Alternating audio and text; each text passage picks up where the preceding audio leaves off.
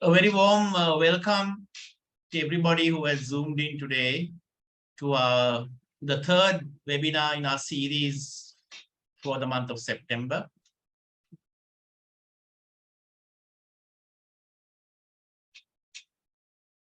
You will see the previous webinars that we had and the one for next week too here. We also have 4 interesting competitions: a painting competition, creative writing competition,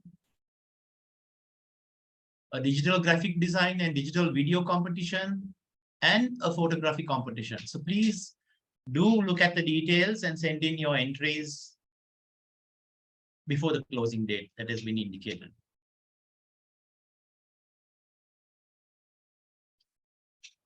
We warmly welcome Dr. Benura Paliyawadana, who is attached to the Ministry of Health, but presently finishing his fellowship in Australia in the Queensland prisons as a psychiatrist. He's here to talk to us and answer some questions.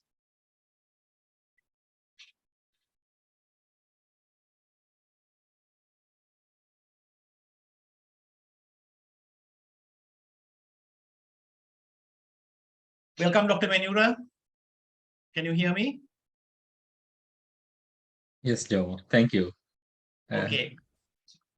Yeah, I'm really excited to talk today a little bit on mental well-being, especially during these times when it's threatened, when it's very difficult to maintain our mental well-being. What are the simple things we could do that makes us that helps us to stay, like a little bit at peace with our internal mental state. So that's my idea today, just to talk a little bit about.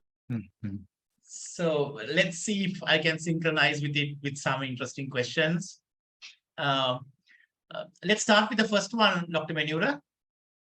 Dr. Benura, there are helplines sprouting up regularly now in Colombo, urging people to talk if in distress.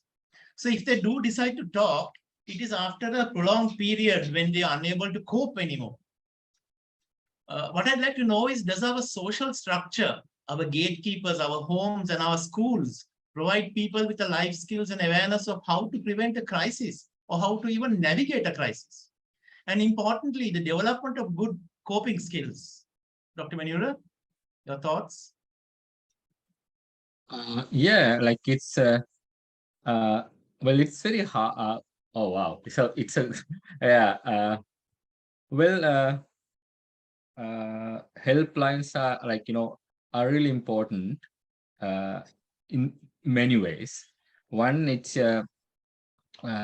like when I was in Melbourne sometime back, like before I did my MD in Sri Lanka, I did my overseas training in Melbourne in a personality disorder center. We were running a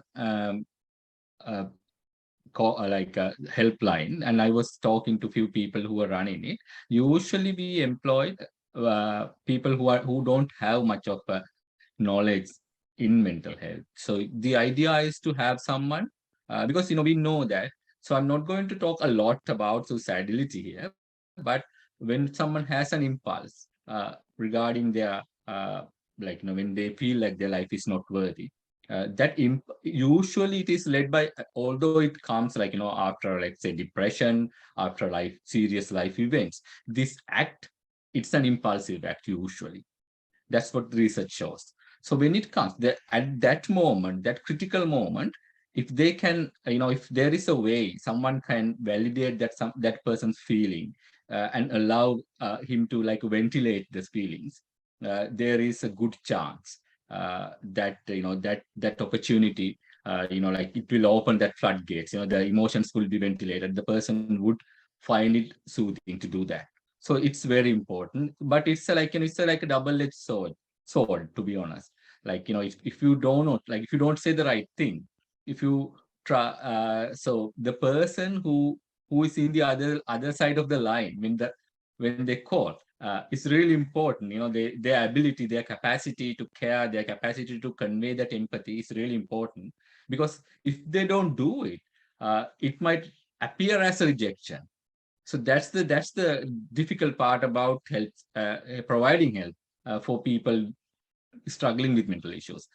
So if you are not doing the right thing, if you are not saying the right thing, it might look in their eyes, it might look like it's rejection.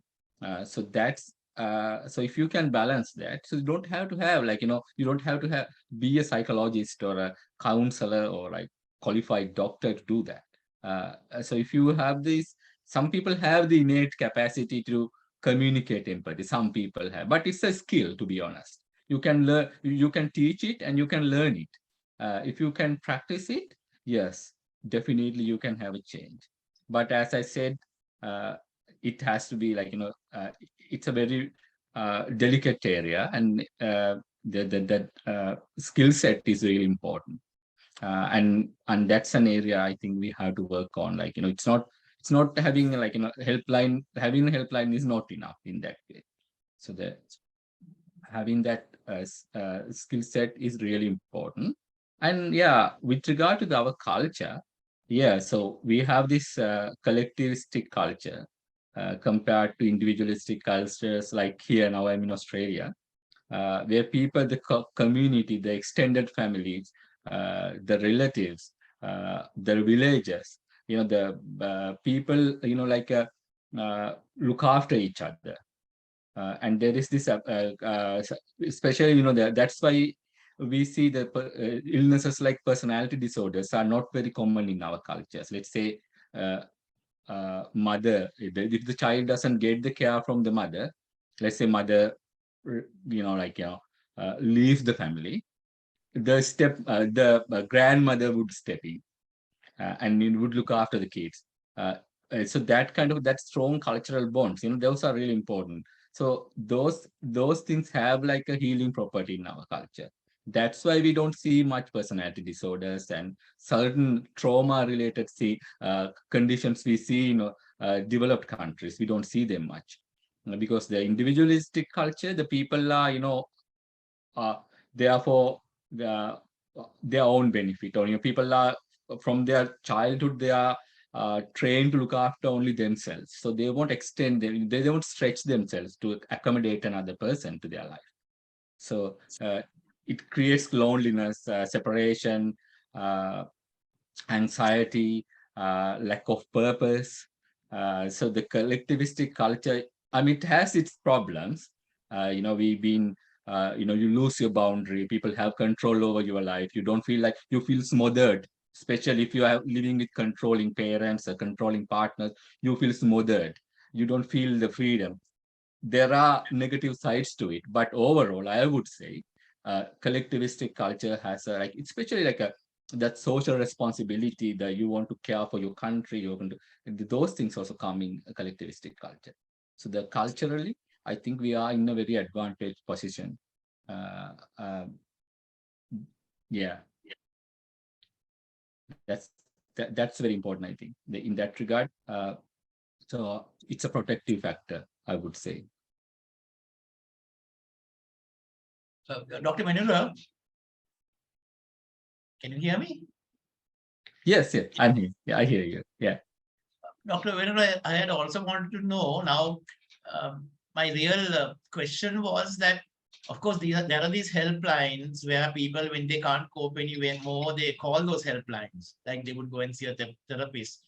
What I have really wanted to know is, what kind of structure do our gatekeepers, our parents, our schools, how do we prepare these people? How do we prepare people for impending issues and adversities and help them to cope with it, so that they may not need to use a helpline, but they will be able to care for themselves and, and come out of things? Well, to be honest, seeking help, I'm always a huge proponent for seeking help. So just because you had a good upbringing, just because you live in really conducive environment, that doesn't mean human suffering is universal. Wherever we live, whatever the country. That's why, the Emile Durkheim, the sociologist said, if you build a country where people get everything they need, uh, uh, just society, developed country, people get everything they wish for. Even if you give them, people would be dissatisfied. They would be dissatisfied about the minor things about their life. I see it in developed. Now I live at the moment. I'm in a developed country. I see that the frustration, the human suffering is not. It's not different to Sri Lanka, right? So it's just so seeking help, especially when you uh, uh, if you think you need help, you have to seek help. But you will never be. I mean, we will, whatever the system we employ, uh, we won't be able to, make people fully safe. So I'm really so if we it's an illusion, I would say. Let's say you build a beautiful environment. You teach them about self-care skills. You teach them about emotional literacy. Would that make them not vulnerable to future suffering? No, no, you can't do that. You cannot do that. So that's the human condition, because it's related to our frontal lobe. We have this uh, we are different from other animals. We have this because of this huge frontal lobe in our brain. It is a simulator. Our frontal lobe is a simulator. It can predict future events, what can happen. And this is the beauty of it also. Like, we can think about a future scenario and live it today and make it happen today. That's why we are advancing as a species. That's why we can think of things which are not, we can't see. We can imagine things and make things happen. But the bad side of it, because of that, we create anxiety. So anxiety, frustration, depression is a part of human condition. uh, Wherever you are born, like whoever who is your caretaker, they can save you from that suffering. Therefore, I would say seeking help should be normalized. Seeking help should be going to therapy, meeting a doctor, picking up a helpline, talking to a friend, crying, especially men, uh, expressing their emotions, saying that you are depressed when you are depressed. We're saying that you are suicidal when you're suicidal. Yes, it's really important. So I don't think, I personally don't think you can save people from suffering by a good upbringing, because it's a part of human. Once, if you are born as a human, you are bound to suffer. Unfortunately, this is actually this is what's the Eastern philosophy also teaches. But that's the truth, because whatever you have in, it's called life condition. Some of the spiritual teachers say this, like your life and your life condition, whatever your life condition is, what your job, your wealth, they can't bring you lasting happiness. One, at some point, you are going to get frustrated if you attach to identity to that. If you believe that those things are going to save you, especially your education, your everything you have, like, even your so therefore, uh, being open to this. Actually, there is this can't remember her name. There's this beautiful book called Wintering, written by an author called Catherine. I think Catherine, her name is Catherine May. She wrote a book called Wintering. She talks about, what happens to the trees in the winter. Like during the winter, trees prepare for the winter.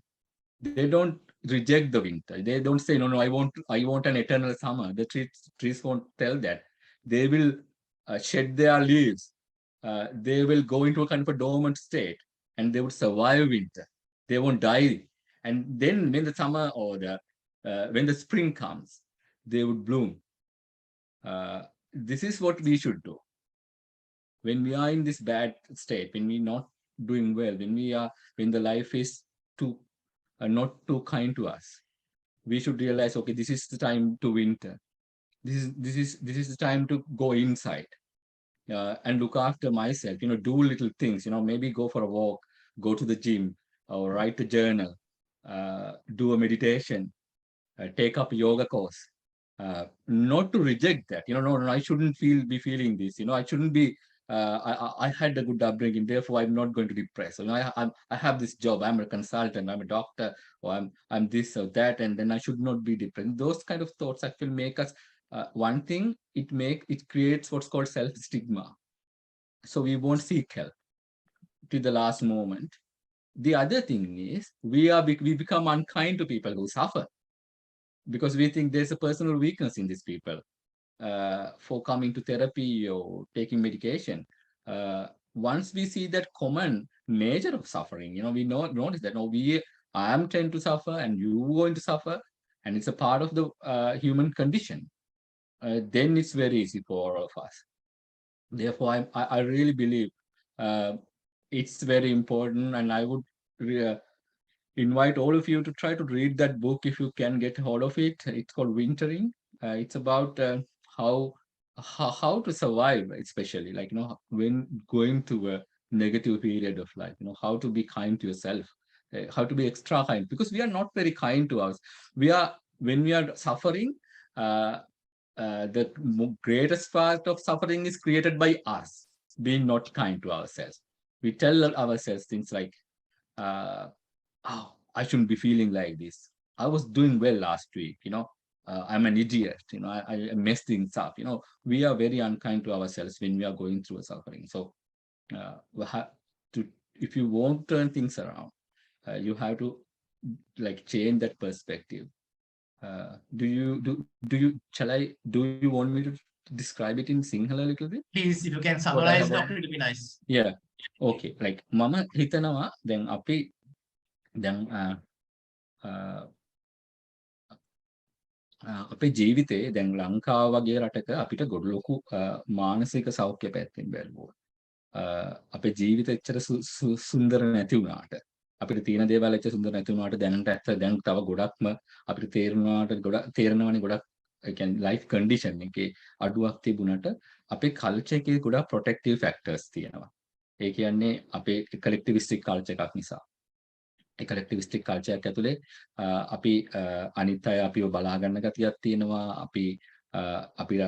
අපි engage කියලා දැනෙනවා ඉන්ඩිවිජුවලිස්ටික් culture එකකට වඩා. මට ඒක හොඳ තේරෙනවා. දැන් මම ඕස්ට්‍රේලියාව වගේ රටක මේ දවස්වල ඉන්න නිසා හැමෝම තනි වෙලා ගොඩක් රට තමන්ගේ බල්ල විතරයි ඉන්නේ ගොඩක් කනෙක්ටියට. පහුගිය දවස්වල ඇමරිකාවේ පරිපර්යේෂණයක් කරා වැඩිහිටි පිරිමින්ගෙන් අහගෙන ගියා මේ සමාජ විද්‍යාඥයෙක් ඒගොල්ලෝගේ ජීවිතේ ප්‍රශ්න කියන්න පුළුවන් කී දෙනෙක්ද ඉන්නේ කියලා. ජොමෝ ඔයාලට හිතන්නේ කී දෙනෙක්ද උත්තරේ දෙන්න ඇති? කී දෙනෙක් ඉන්නේ නැති කියලාද? ඇවරේජ්. in America?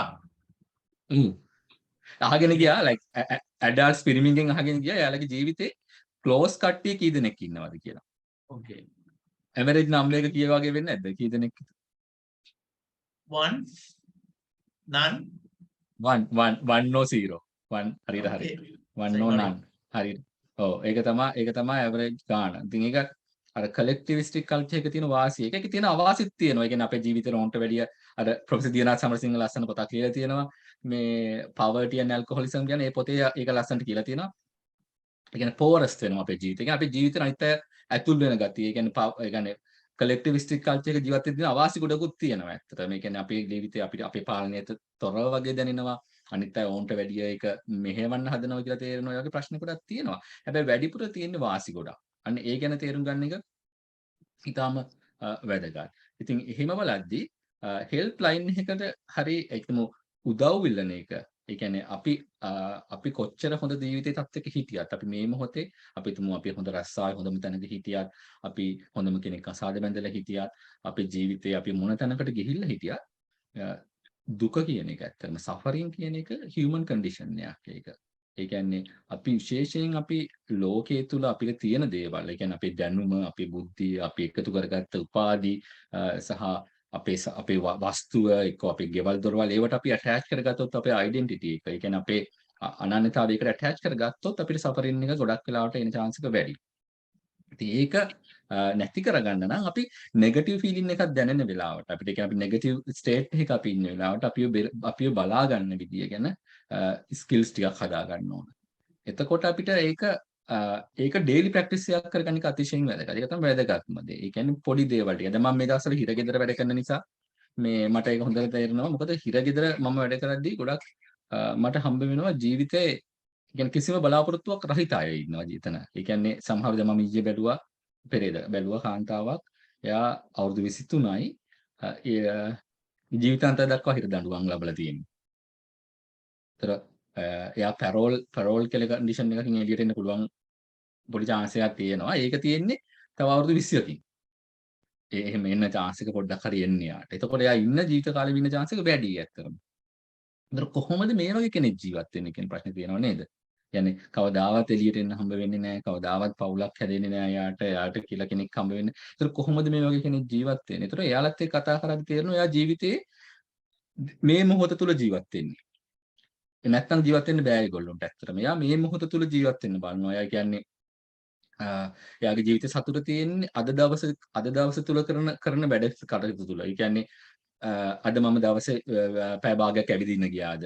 අද මම පොතක් කියෙව්වද? පොතක පිටු 5ක් විතර කියෙව්වද? එහෙම දවසේ ටික් කරන්න පුළුවන් දේවල් 3-4ක් තියාගන්න ඕන අපි.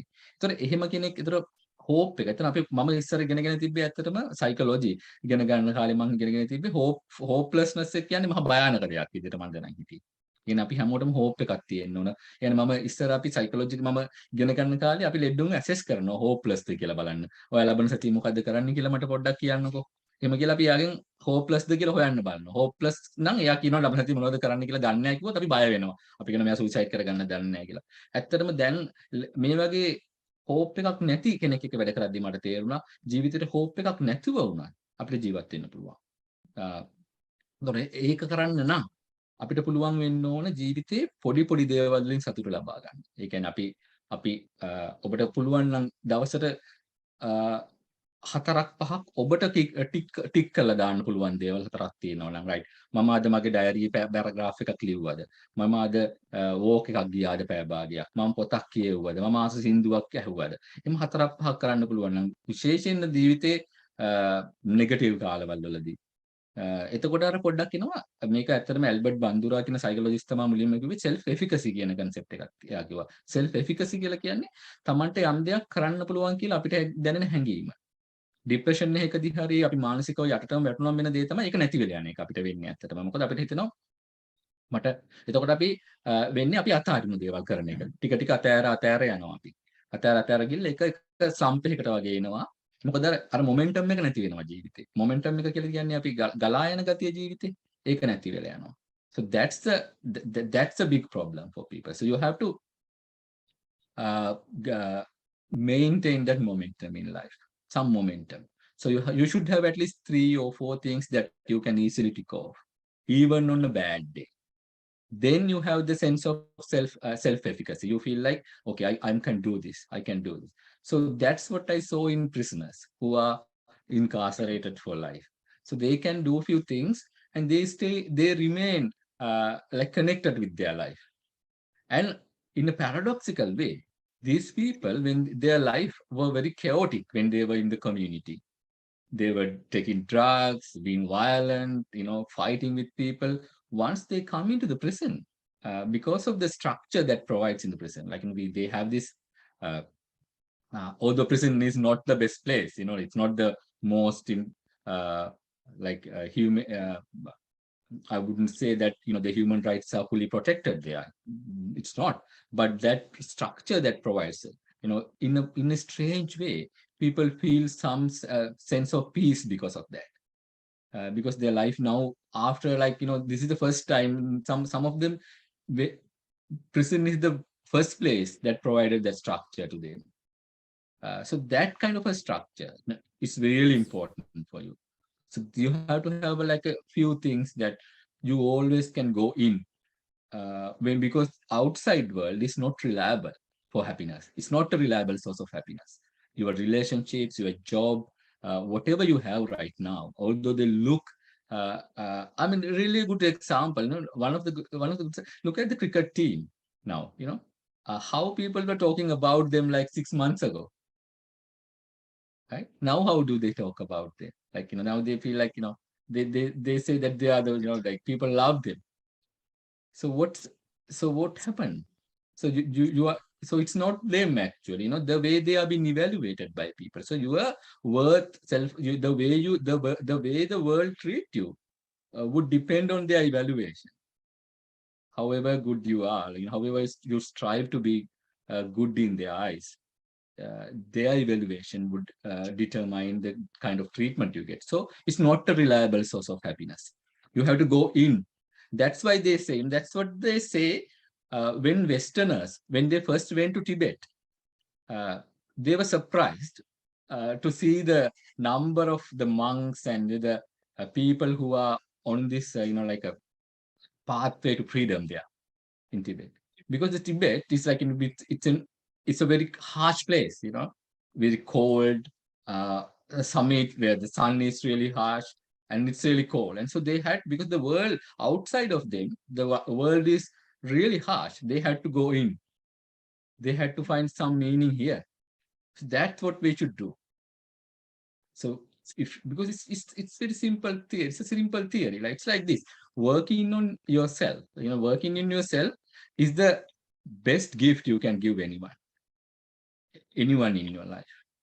Let's say your children, your family members. If you don't work on yourself, you cannot care for anyone else. You can't look after, or uh, you can't give love or caring for anyone else if you are not working on yourself, because then you become very needy. That's what happened. That's what happens to people. They say, we live for children.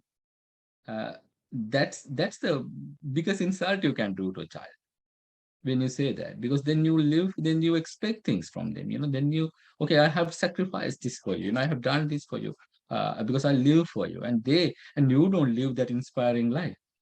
And your life is not an inspiration, and you are not following your true passion, or you are not connected with your true self, and you say that you live for this person.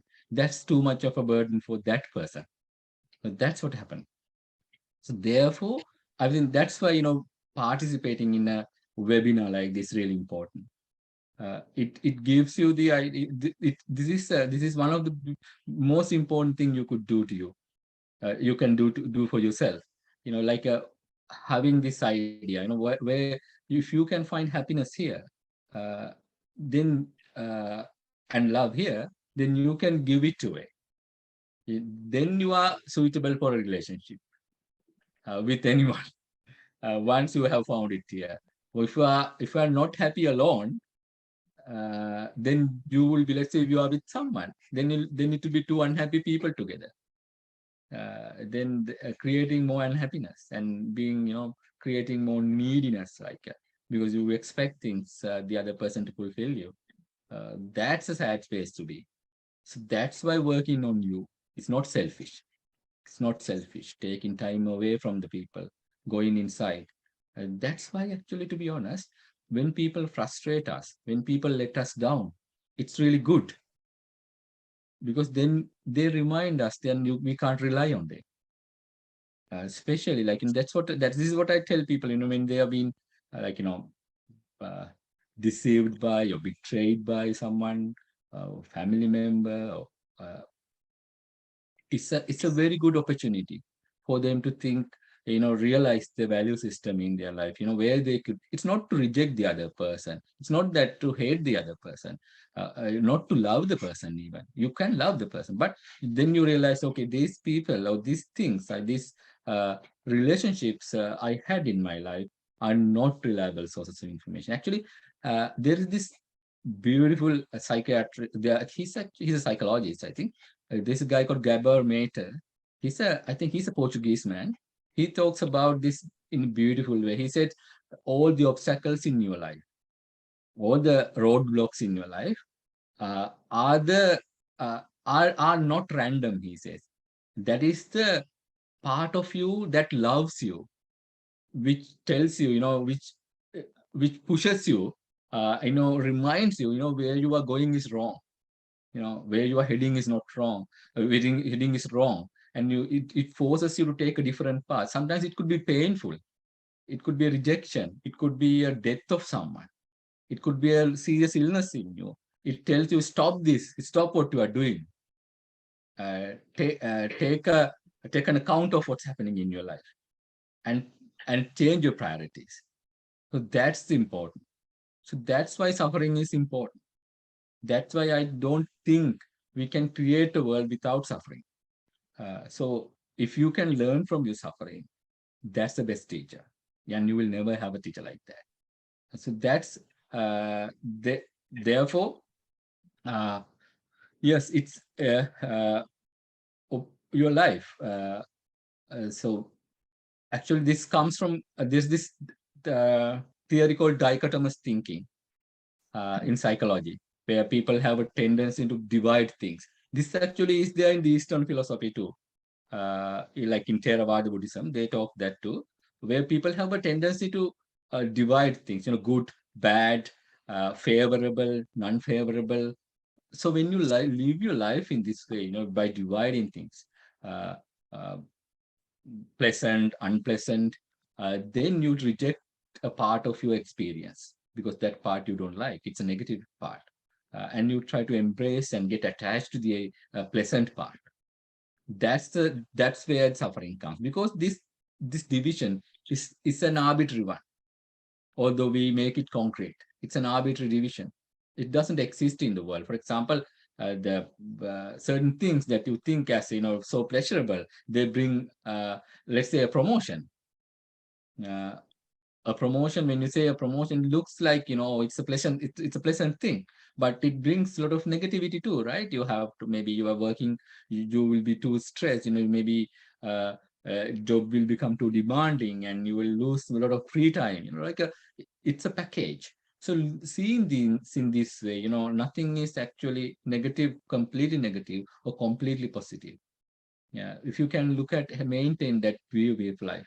This is the problem with people with personality disorders. Actually, they can't maintain that. They lack the dichotomous thinking. They have to have the black and white thinking in life.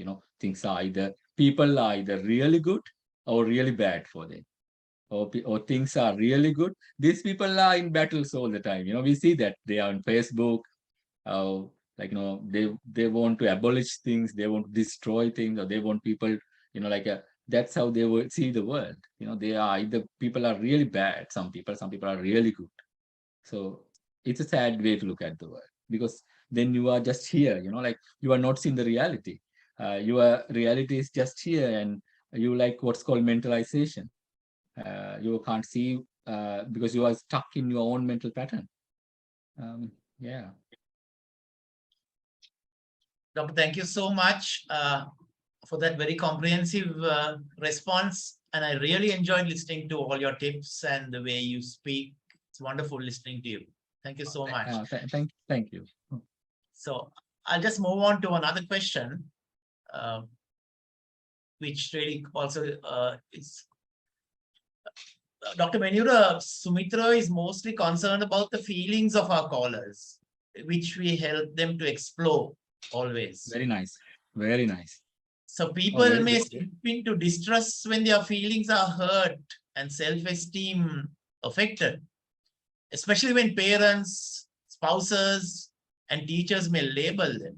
Stigma often emerges in the form of derogatory language, and these labels that shames people remains with them all their lives and are extremely difficult to remove, Dr. Menura. For instance, slow learners are compared with the performance and achievements of other children, while their real strengths are undervalued and remain unappreciated. Dr. Menura, can you give us your comments on this, please? That's a really beautiful question, and very. It shows the Sumitra has grasp what's actually is the problem. You have to strategies before talking about, this is what happens in psychotherapy too sometimes. uh, if you are not really good in it, you will straight away go to strategies before these feelings. Strategies are not important at all. Strategies are not important. So this is what happens when we talk to people also. When we talk to couples, we try to solve their strategies, rather than go into the emotions. So the need, so this is what important, the emotional need, the underlying any behavior, any communication. This is actually, there is this beautiful book written by a guy called Marshall Rosenberg called Nonviolent Communication. So he talks about this need. Uh, he died recently. He's an amazing man. So he wrote this book called Nonviolent Communication. He said, uh, any communication is a request. Because when I talk to you, Jomo, like I express, although it looks like I'm not requesting anything, I'm requesting a response from you, something. Otherwise, I wouldn't talk. I would just be silent. When I talk to you, I expect something. So that's called so any communication is a request, he says. So people don't know how to do that. So that's why they are sad. That's why they can't. So there is an underlying, absolutely correctly said, that underlying need, emotional need, is really important. Unfortunately, in our culture, this part is this emotional literacy. It has a big problem because it's just we have this weird. I don't know from where we learned this weird thinking that we can make people happy by rejecting negative emotions. So we tell children like things like this. අඬන්න එපා. මූණෙල්ලන් ඉන්න එපා. මේ තරහ ගන්න එපා මට මේ ඔය මූණ පෙන්නන්න එපා ඔය විදියට කතා කරන්න එපා. අයියෝ පොඩක් hina වෙලා ඉන්නකෝ. Like we would make people guilty for having a negative emotion. Then there are two things happen. One of the saddest thing happen is, we humans, psychologists say humans have two basic needs. One is attachment. You should feel connected to someone. Like you should feel that, you should feel like, you are being part of someone's life. That's really important for us.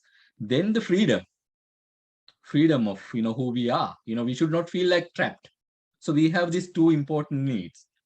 When we are shamed for having an emotion, when we are shamed for having an anger, then then we get scared. Let's say our primary caregiver, when our mother or father, when they shame us for or reject us for having a negative emotion, then we become the way we compensate for that is we become nice dead people. We become nice, but we are not connected with our emotions. So these people, that's why niceness is not a good quality. And it's rewarded in the society. Like, when nice people, oh, she's a nice girl, like she listened to her mom, he's a nice boy. This niceness kills people. These people become depressed at some point because they have lived their life rejecting their emotions, rejecting their needs, rejecting their impulses for the sake of acceptance. So they would like to create that identity for themselves as a nice person in order to become accepted. So that's a sad part. The other sad thing about it, when you reject emotions, people become poor in the emotional literacy. Because it's just because the negative emotions, they tend to reject their negative emotions. So when they become adults, they don't know when they don't know what to do when they have a negative emotion. So then they want to escape. They want to escape pain. This is what happens. So any addiction, because John, probably you are connected with Milmathura too. So most of the addiction is running away from a pain, some kind of a pain. So it's a sad thing. So you have to any addiction, maybe mobile phone addiction, sex addiction, or drug addiction, any addiction. There's some people, someone said, remember who said this, people go to the church and to the bar for the same reasons. They look for something, they look for an answer to a pain in a destructive way, in a suicidal way, in addiction. So that's what happens. So this is what happens to people who reject the pain. Or either they go to depression, or they become as suicidal, or they can become addicted, or they become workaholics. Some of them cope by becoming workaholics. So they just work and work and work, so they don't have time to think. And then what happens to them? So they create this suffering cycle. So their children feels rejected, and their close family members feel rejected, and it creates this ongoing suffering for everyone. Because because of this one person's inability to deal with the negative emotions.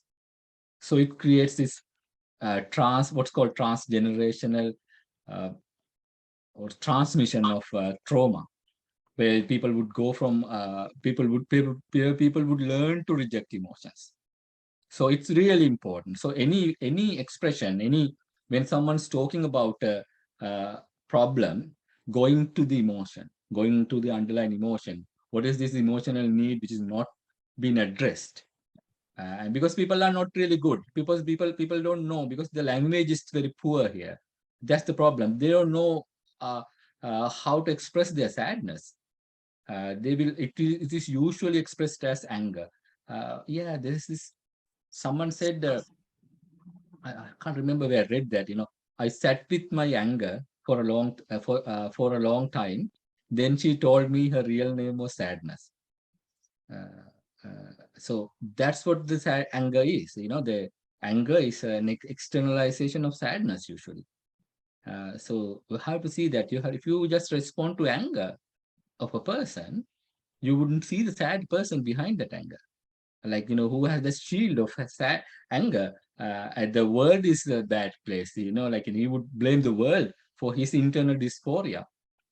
So this is how people live. It's a kind of a like very common coping strategy, and places like social media provide a really good platform for people to vent that anger, that sadness, the sadness converted to anger. So then people feel good about it, and it's a suicidal way of expressing a need. So we have to work a lot. I mean, there should be a lot of work in schools. We tried to do that sometime back, but it didn't. We didn't with few schools. Few programs. How to improve the emotional literacy, but it should come. It should be one of the. I think it's a human right. It's a human right for a child to have this knowledge. If you are depriving a child of this knowledge, it's a violation of human rights. Thanks, Dr. Maniru. Thank you very much again. Very comprehensive and very interesting and exciting. Doctor, now there are 4 questions which I would like to ask you now before I ask you my next question because of the time allocated. Would you mind if I start on the questions? Because the questions seem very interesting and you may like to answer them. So that's the most important part, right? Yes. So may I ask you the first question from the audience? Yes, please go ahead. It addresses you, Dr. Venura. In the context of doing 3 to 4 things, even when there is no hope left and ticking them off, it's a great strategy. However, I am curious to hear your thoughts about what happens when people cannot access their frontal lobe, especially in a crisis. What can people do to lessen their emotional and arousal and activate their thinking brain? Thank you. Beautiful. Very good question. Someone who's really has a good understanding only could ask such a question. Yeah. So for the person who asked the question, you are already halfway there. So yes. One thing, so this is why, like as someone said, you have to practice like a devil to play like an angel. So this is why the work you do when you are not in the negative space is really important. So that's why, like, you wouldn't access it, like when you are, it's called, there's this therapy called dialectical behavioral therapy, which we used for people with severe personality disorders. This dialectical behavioral therapy talks about the thing called emotional mind and rational mind. What you talk about here is what's called emotional mind. When we are being, consumed by the emotions, when we are overwhelmed by an emotion, then our rational part of the brain, we can't access it. That's why we say things that we don't mean to loved ones. We do things that we don't mean. Some people do that and end up in prison or end up in a very negative space, get a disease or like a sexually transmitted disease or something. So end up in a very negative space. Uh, so when you are consumed by the negative, when you are consumed by the emotion, uh, it's really important. You have to practice uh, uh, this before. That's why I'll say it should be a daily practice. Uh, the simplest way I can explain is this: mindfulness. You should be able to, let's say, uh, there's this spiritual guru called Eckhart Tolle. He says uh, you should be able to differentiate between your life and your life condition. Your life condition is what's happening to you on a daily basis. You know, they're going to work, submitting your thesis, buying groceries, picking up the kids from the school. You know, this is what your life condition is. You know, what's happening in your life on a daily basis. That's not your life. That is not your life. That's not the only part of your life. That's a part of life. He says, you know, let that happen in the periphery. You know, let that happen, you know, going to the work, you know, submitting the report, buying stuff, you know, cooking, you know, let that happen. But, you know, maintain the awareness. It's called metacognition. It's called metacognition in psychology. You know, the part of you see that what's happening in you. For example of metacognition is, let's say when you are reading a book, let's say you read a book, after some time, you know, you see your mind has run away somewhere. And now you say, oh my God, I'm holding the book and I'm not reading. This is the part of you that tells you this, you know, you are not reading. That's the metacognition.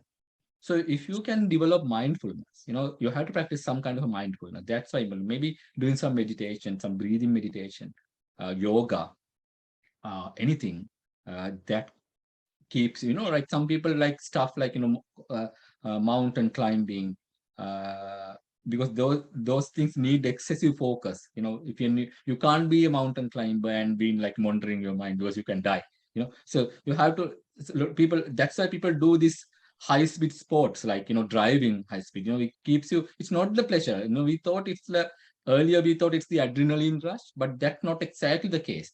It's this excessive mindfulness. You know, you need to be fully, you have to forget everything. You can't be thinking about your bank loan when you are driving at 130 or 150 kilometers or 200 kilometers per an hour. Uh, so that's, so you have to have some kind of mind. I'm not asking you to do that. I'm asking you to do some kind of mindfulness activity. So then you can able to see, you know, your mental state, you know, what happens to you then when you are going into that negative space, then you are not overwhelmed by the emotions when it happens. Then you know, your decision making process. Uh, we did recently, you know, we are doing, and since I'm in the prison now, we do what's called a chain analysis in patients who are doing something bad, you know, like people who cut themselves or bash someone or do some disruptive, you know, some of the patients, and we have some of the, you know, one of the unit I work, we have one of the most violent, you know, clinically diagnosed violent patients.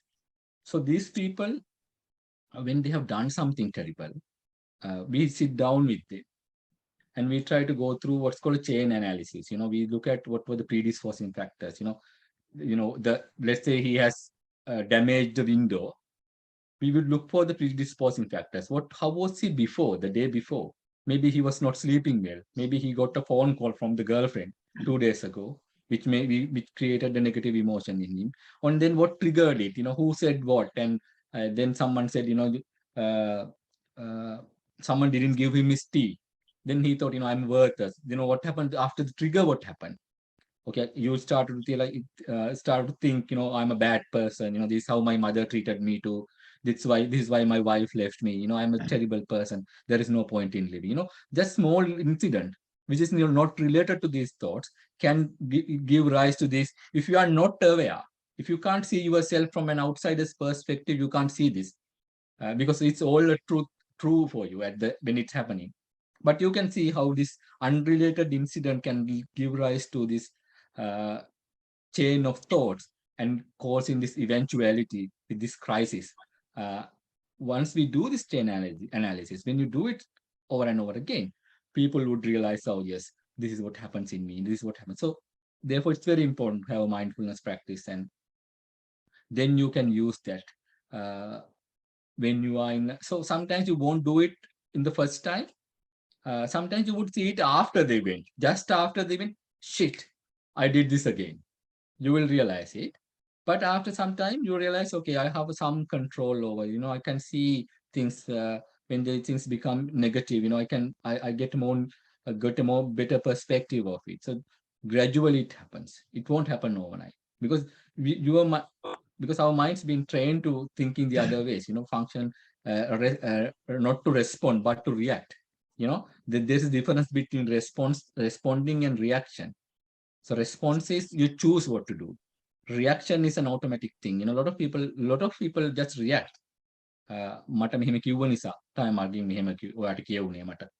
ඔයා හොම කරේ නැත්තම් මම මෙහෙම කරන්නේ නැහැ. නැත්තම් ඔයා ඒ නිසා තමයි මට මෙහෙම වුනේ. So these people are victims of life, unfortunately. When you react, they don't notice that. Though it look like a big thing. When you say, "But control එක නැති වුණා," like they are victims, unfortunately. Yeah. Thanks, doctor. Thank Hopefully you very it much. answered the question. Of course it did. Another interesting question. The neediness that you spoke about when you don't work on yourself, doesn't that also stem from living in a culture where boundaries in relationships are scarce, when the individual's autonomy is not respected? So how do you draw a line between working on yourself and living in a culture where enmeshment is more common? If you like, I can read out to you again. Yes, no. Good question. Okay, right. I got it. Yeah, it's a good question, and it is the battle. It's a battle. It's a battle. It's just yeah. There is this beautiful book written by an Indian psychologist who lives in USA called Dr. Shefali. She wrote a book called Conscious Parenting. So she talks about this a lot. The ability to give freedom and ability to care. We have to have a balance. It's very hard to especially we know that in our culture, a lot of self-harm in young people happens because of this smothering effect of family environment. It's a very rigid hierarchy in the families in Sri Lanka. Unfortunately, there is no, the communication happens only on one way, from the top to the bottom only. The bottom-up communication is not possible at all. So only way to create a bottom-up communication is to create an emotionally arousing situation. Maybe self-harm, may do something, maybe damage something, do something bad. So this is a big problem. This is a big problem because it's a sad problem too, because parenting is a two-way process. If you just believe that you are the person who has all the answers and you are this little person is just have to learn everything from you, you miss a golden opportunity to learn from that person. So because you miss an opportunity, it's a loss.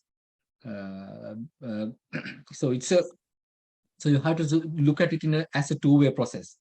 So so expressing your need, and that's why this assertiveness is very important.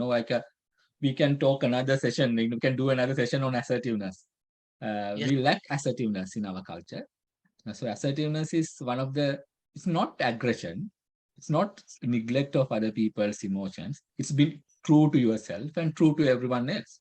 If a person who's not assertive is not reliable, because he would just try to fit in. He would just try to tell you what you want to hear. And that person is not a very reliable source of information. And you can't trust that person to stand up for you when you are not there even. So that's why the assertiveness is really important. So training assertiveness. So we are not doing it. We are terrible in it, because we train people to obey, physically obey, worship people. I'm not against it. We have to. It's the beautiful part of the culture, respecting your elders. But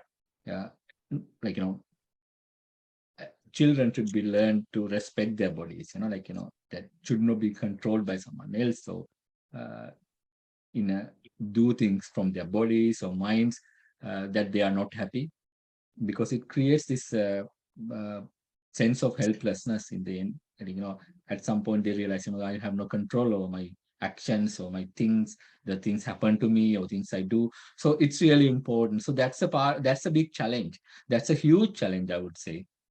So that enmeshment uh, is it comes from the neediness too, from the parent or the partners, because they need to have the other to fulfill them, and the other is an extension of them. For the parent, unfortunately, the parent who don't respect boundaries, the child is an extension of them. So the failures of the child, or like so child, anything they have to create, they take them really personally, and that's a terrible, terrible place for a child to be, with an living with an enmeshed parent. I think it is more damaging than living with an absent parent, because absent parent, you at least you develop some self care skills. But with the enmeshed parent, you have to parent that parent. You have to go to the get adopt that role. That's a very sad place. Thanks, Doctor. I'm going to ask you another interesting question, but you need to be a bit brief because I have a huge challenge here with time. So can I ask you the question? And I hope I'm not Please. cramping your style. No. Please go ahead. Okay. So the COVID-19 brought about toxic positivity, especially on social media, where influencers motivated people to shut off negative feelings and just focus on being motivated and maintain a hard front, although there is horrific adversity around them. Corporates adapt this attitude as well to increase productivity in their employees.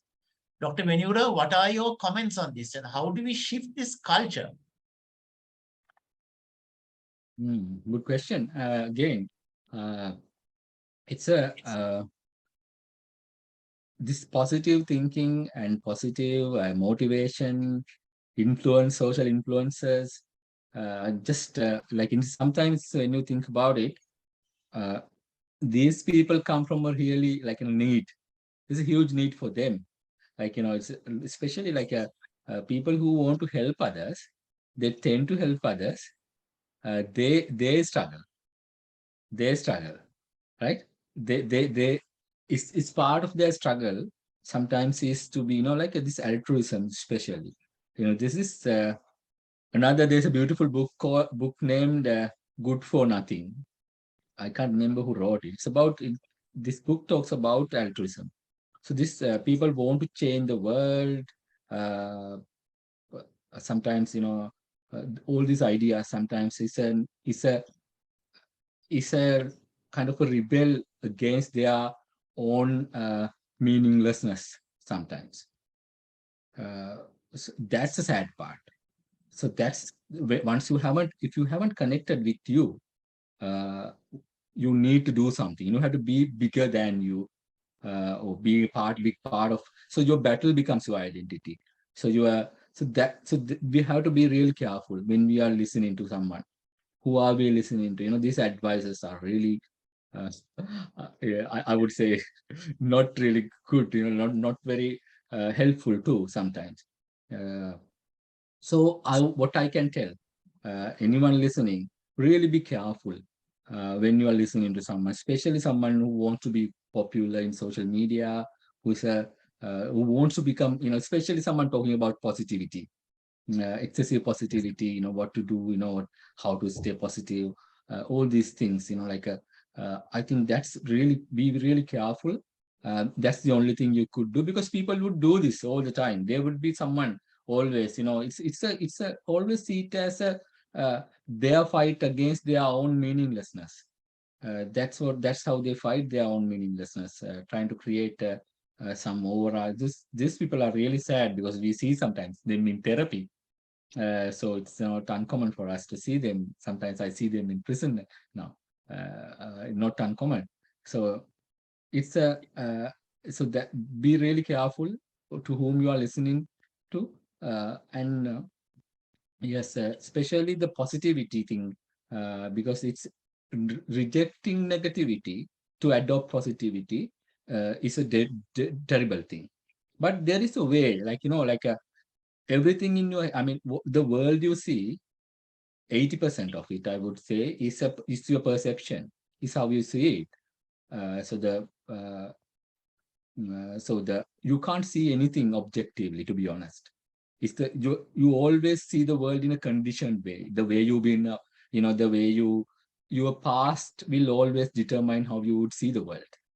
So therefore, it's in your hand, actually. You can see the world in a more positive, more helpful way. Yes, of course, you could do that. You should have to have the courage to do that too. Create your, I mean, that this is what the quantum physics is all about too, right? We create our own reality when we observe. So the any reality would change depending on the observer. So you can change the reality. But it doesn't mean that you can reject the negativity. You can reject the negativity and become positivity. So you have to live with the negativity. You have to see the negativity. You have to, then you would see, once you open yourself to negativity, yes, there is some positivity inside embedded in this negativity, like a jewel hidden in the under the mud. You would see it. Then that's a beautiful experience. Thanks, Probably running out of time. Yeah. No, just now I know that you answered 3 questions very well, and it was really fun listening to you also. But would you be able to recall those answers and quickly summarize in Sinhala?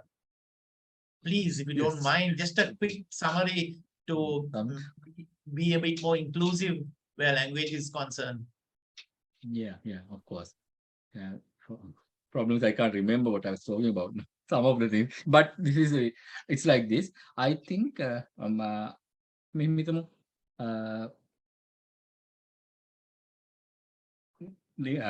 පළවෙනි දේ තමා නෙගටිවිටි. ඒ කියන්නේ මුල් ප්‍රශ්නට උත්තරයක් අපි දුන්නොත් මුලින් අහපු ප්‍රශ්නේ අහලා තිබ්බේ නැස්සලම හරි ජෝම අහපු ප්‍රශ්නේ නේද? කොහොමද මේ අපි අපේ කල්චර් එකේ අපි ජීවත් වෙන පරිසරයේ අපේ ස්වාධීනත්වය පවත්වා ගන්න සමහරට අමාරුයි. මොකද අපේ තියෙන කල්චර් එකේ පොඩි ක්වොලිටි එකක් තියෙනවා. ඒ කියන්නේ අපේ ජීවිතේ ගොඩක් අනිත් අය අතින් පාලනය වෙන ගතියක් තියෙනවා, විශේෂයෙන්ම තරුණ කෙනෙක් නම් ඒක තියෙනවා දරුණුවට. මොකද එහෙම තමයි අපේ කල්චර් ගොඩක් හැදිලා තියෙන්නේ. කියන දේ අහන්න ඕන, සහාර කමියුනිකේට් වෙන්නේ නැහැ ගොඩක් වෙලාවට. ඒ කියන්නේ පුතාට තාත්තට දෙයක් කියන්න අමාරුයි.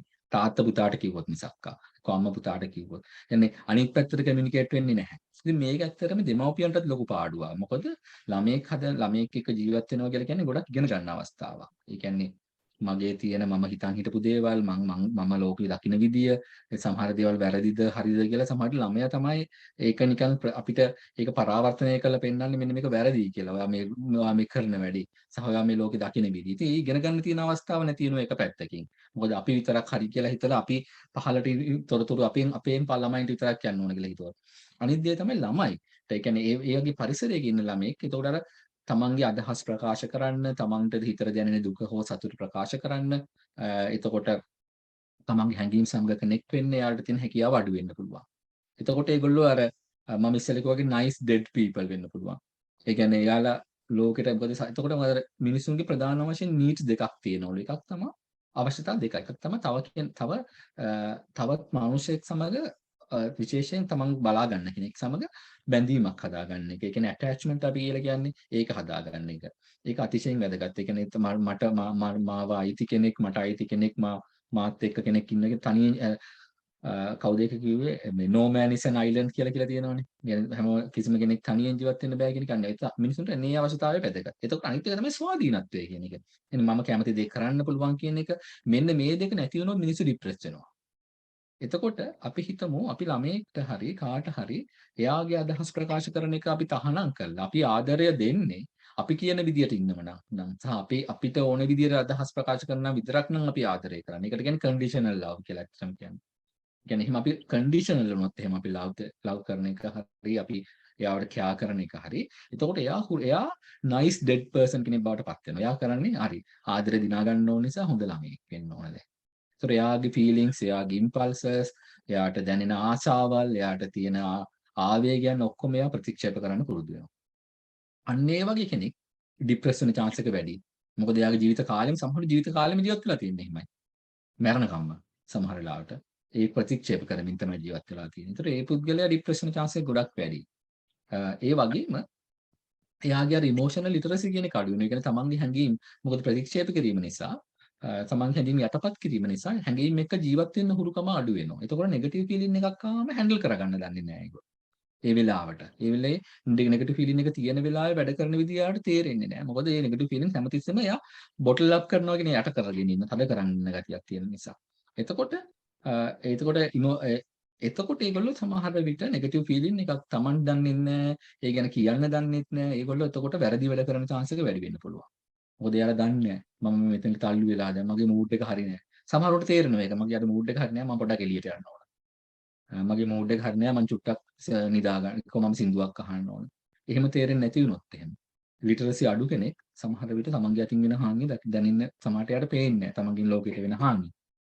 ඒ සමන්ට සහ ලෝකෙට වෙන හානිය. ඉතින් ඒ නිසා අපි ඒ වගේ කල්චර් එකක් ප්‍රොමෝට් කරන්න බලන්න ඕනේ හැමදෙස්සෙම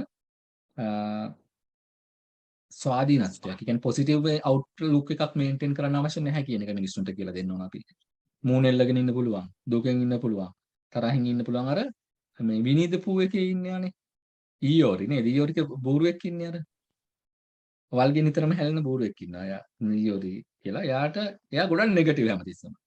ඒ විනීද පූ කාටුන් එක බැලුවම තේරෙනවා එයාව ඒනට අර යාළුවෝ කොයි වෙලාවත් එයාට පොසිටිව් වෙන්න එයා නෙගටිව් මූඩ් එකකින්ම ඉන්න අතරින් එයාලත් කරන වැඩ කරනවා. එයාව ඇක්සෙප්ටඩ් ඉන් නෙගටිව් කෙනා විදියට. අන්න එහෙම කල්චර් එකක් තමයි අපි හදාගන්න ඕනේ. මිනිස්සුන්ට පොසිටිව් වෙන්න පුෂ් කරන්නේ නැතුව. පොසිටිව් වෙන්න ඕන, පොසිටිව් වෙන්න ඕන, පොසිටිව් වෙන්න ඕන කියලා. ඒතර අපිත් එකද වෙන්නේ ඒකේ තියෙන භයානක දේ තමයි අපි එහෙම කරාම අපිට අවුලක් ආවොත් අපි අපිට අන්කයින්ඩ් වෙනවා එතකොට. මොකද අපිත් ඒක අපි හිතන්නේ ඒක අවුලක් කියලා. ඒ කියන්නේ එතකොට ඒක තියෙන ලොකුම ප්‍රශ්නේ. අපි හෙල්ප් සීකින් බිහේවියර් එක නැති වෙනවා. අපි දව් ඉල්ලන කතිය අපි අඩු වෙනවා. Thanks, Doctor. Doctor, I'm going to cross the line a little bit and ask you one more question. I know it's late out there in Australia. Right. I will ask, can you answer this question in Sinhalese if you don't mind, so that we can balance it off? Yeah, please. Of course. How can a person who is depressed develop their self-efficacy? Yes, very good question. සිංහලෙන් කියන්නම්. ඒක තමයි මම හිතන්නේ මේ පණිවිඩය ගත්තත් වැදගත් කියලා මට හිතෙනවා. self efficacy කියන එක අපි මද්ද්‍රව්‍ය අරක්කු මම ගොඩක් වෙලාවට අපි පාවිච්චි කරනවා. හිතමු මත්පැන් පානයට අබ්බැහි වෙච්ච කට්ටියට අපි සයිකෝതെරපි කරද්දී ඒගොල්ලෝම self efficacy කියන එක හරි අඩුයි. self efficacy කියලා කියන එක ඇත්තටම ඉස්සෙල්ලා කිව්වේ ඇල්බර්ට් බන්දුරා කියන සයිකොලොජිස්ට් තමයි ඒක මුලින්ම කිව්වේ. self efficacy කියන වචනේ තේරුම තමයි මට යමක් කරන්න පුළුවන්. ඒ කියන්නේ self efficiency නෙවෙයි.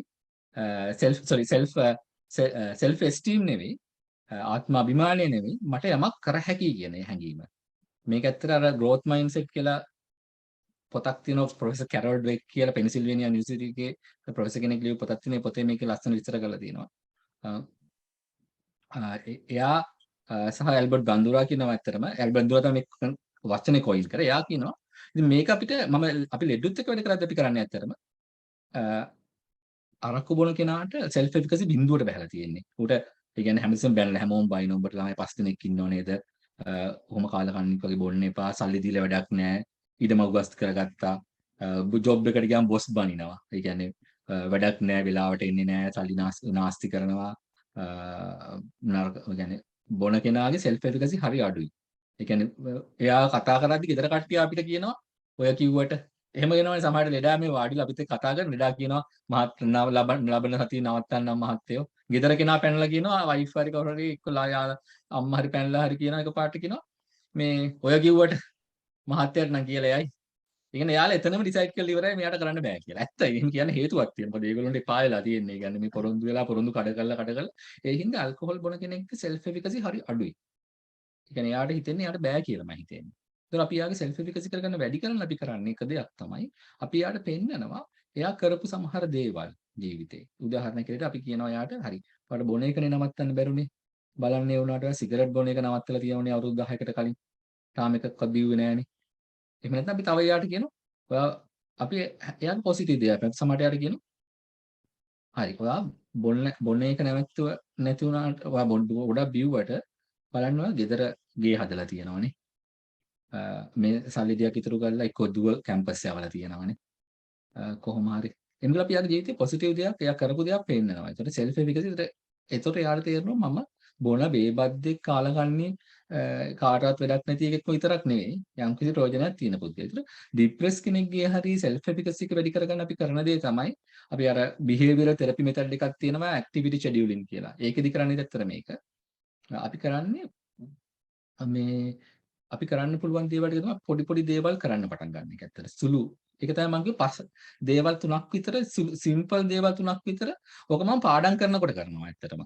මම පාඩම් කරද්දී මම කරන්නේ දැන් සමහර වෙලාවට පහුගිය දවස්වල මම පොඩි ෆෙලෝෂිප් එක්සෑම් එකක් මෙහි කරද්දී ඕස්ට්‍රේලියාවේ කාලෙකින් පාඩම් කරන්න නැති හින්දා කරන්න කම්මැලි වගේ මම කරන්නේ නෙගටිව් දවසක් තියෙනවනේ දැන් වැඩ කරන්න කම්මැලි දවස් තියෙනවනේ. අද අප්පිරිය වගේ වැඩ කරන්න තේරෙන්නේ අද එදාට මම කරන්නේ මම පොරොන්දු වෙනවා නෑ මගේ ෆුල් එෆිෂියන්සි එකට වැඩ කරන්න හම්බ වෙන්නේ නෑ. අද මගේ දවස අවුල් දවසක්. මම ප්‍රශ්නයකට උත්තර ලියන එක ප්‍රශ්නයකට උත්තර ලියනවා කියලා මම හිතනවා. අද දවසේ මට එක ප්‍රශ්නයකට උත්තර ලියුවොත් ඇති. මොකද අද අවුල් දවසක් හින්දා. ඒ කියන්නේ එක්ස්පෙක්ටේෂන්ස් ටිකක් ගන්න අඩු කරගන්න ඕනේ එදාට අපි. අපි එදාට හිතුවොත් නෑ ડિප්‍රෙස් වුණාට මම එදා ඊයේ වගේම වැඩ කරන්න ඕන කොහොම හරි ගිය සතියේ නම් මම කොච්චර හොඳට කරාද අපි ගොඩක් වෙලාට මානසික වැටෙන්නේ එහෙම කම්පෙයාර් කරලා අපි එතකොට එක්ස්පෙක්ටේෂන්ස් අඩු කරගෙන අපි දෙකක් හෝ තුනක් එකක් හෝ දෙකක් අපිට කරන්න පුළුවන් සුළු දේවල් ටිකක් කරනවා. ඇත්තටම වෙන වාසිය තමයි ඒක කරපු ගමන් මොමන්ටම් එකක් හැදෙනවා ජීවිතේ. පොඩි ගලා යන ගතියක් එන්න පටන් ගන්නවා. එතකොට අපි නොදැනුවත් සමහර දවස් මට තිබිලා තියෙනවා. එහෙම ડિප්‍රෙස් කියලා මම වැඩ කරගන්න බෑ කියලා හිතපු දවසේ අන්තිමට එදාට වඩා වෙනදට වඩා වැඩ කරලා අන්තිමට බලද්දී හවස වෙන්නේ. මොකද අර ඔළුවේ බරක් නැහැනේ ලොකුවට වැඩ කරන්න ඕනේ කියලා ඉතින් මම ඔළුවෙන් බර අයින් කරගෙන ඉවරයි. අද මට හොඳ දවසක් නෙවෙයි. අද වැඩ කරන එකක් නෑ කියලා හිතුවම. එතකොට අර මගේම බලාපොරොත්තුව අඩු වෙච්ච නිසා මට චැලෙන්ජ් එක ඒ කියන්නේ මට එතකොට ලොකු ස්ට්‍රෙස් එකක් නැහැ ලොකු දෙයක් කරන්න ඕන කියලා. එතකොට මට තේරෙන්නේ නැතුව මම කරන දේ හිමි පොඩි එකතු වෙලා සමහරට ගොඩක් වැඩක් කෙරිලා. ඒක තමයි වැදගත්ම දේ. අර මොමන්ටම් එක මේන්ටේන් කරන එක. මොමන්ටම් එක ඒ කියන්නේ පොඩි දේවල් දෙක තුනක් අඩු ගානේ ටික් ඕෆ් කරන්න පුළුවන් දේවල් දෙක තුනක් ලෙහෙසියෙන් තියාගන්න. උත්තරේ හම්බුණා ඇති කියලා මට හිතෙනවා. Thank you, Doctor. Thank you very much for going through all this with us and out of the time that has been allotted. I hope you enjoyed this webinar as much as we enjoyed listening to you. And I enjoyed it a lot. We can get you back again soon for another webinar with a what shall I say, a caption of your choice where you would like to talk to us about something. At least the Sumithrayo volunteers only, even if we can organize something where you can assist us to engage with our clients more positively and more humanely. So let us meet again, and thank you so much again. Of course. For your time. My pleasure. And thank you for those very interesting questions and very important questions, Jomo. Thank you. It was wonderful listening to you, and have a very good night's sleep. Take care. Thank you. Take care. Okay.